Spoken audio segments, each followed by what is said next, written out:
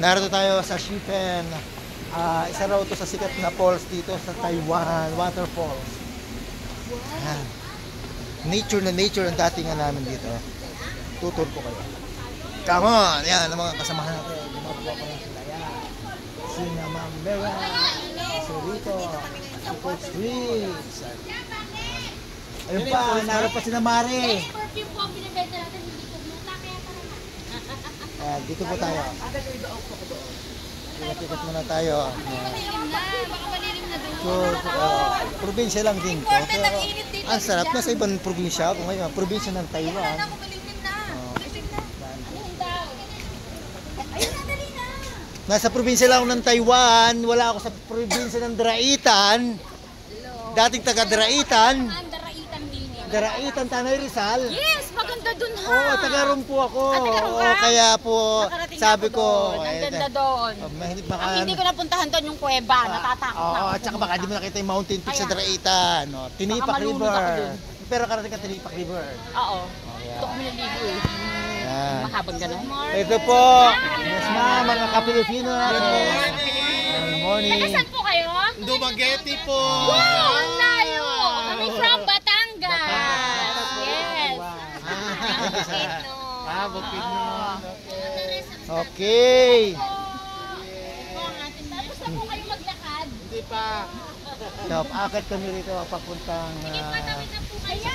sa Tulay. Ito ang aming anak ng kontraktor, guide namin. Ano ako kalakuhan pero laman ng vlog niya ako. Narito po yung aming anak ng kontraktor. Kaklose ko po siya. Kaya gina lang may nakaklose ako kontraktor kahit paano maambunan ako rito. Ayan, ang ganda. Oh, grabe. Nakikita nyo naman. Ibang klase talaga rito sa Taiwan. Okay. Oh, awa na. Uy, dito maganda ka. Wow! Uy, tama na. It's amazing! Nakita nyo?